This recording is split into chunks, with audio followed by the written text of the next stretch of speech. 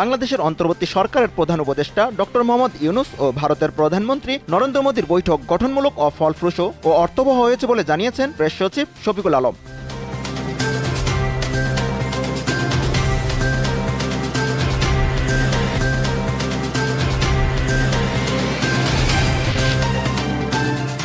বাংলাদেশ দুর্নীতি দমন কমিশন এবং থাইল্যান্ডের ন্যাশনাল অ্যান্টি করাপশন কমিশন দুর্নীতি প্রতিরোধ এবং মোকাবেলায় আন্তর্জাতিক সহযোগিতা জোরদারের লক্ষ্যে একটি সমঝোতা স্মারক স্বাক্ষর করেছে।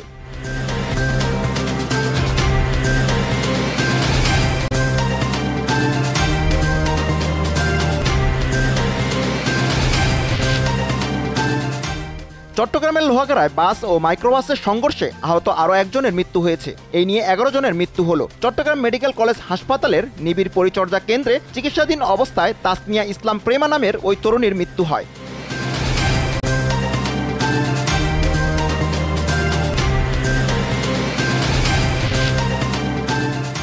মার্কিন প্রেসিডেন্ট ডোনাল্ড ট্রাম্পের শুল্ক আরোপ জেরে 2020 সালের পর সর্বোচ্চ ধস নেমেছে যুক্তরাষ্ট্রের পুঁজিবাজারে। যুক্তরাষ্ট্রের শুল্ক আরোপের ঘোষণার পরপরই কমতে থাকে সূচক। 4 বছরের ইতিহাসে পুঁজিবাজারের সূচক কমে দাঁড়ায় সর্বনিম্ন অবস্থানে।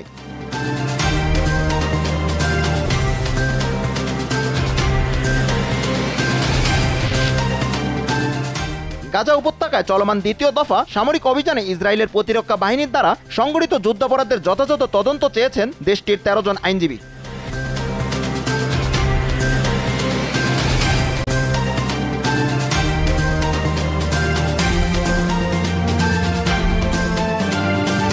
পরিমাণের সঠিক খাবার পেতে তাই আজই অর্ডার করুন ফুডি অ্যাপে।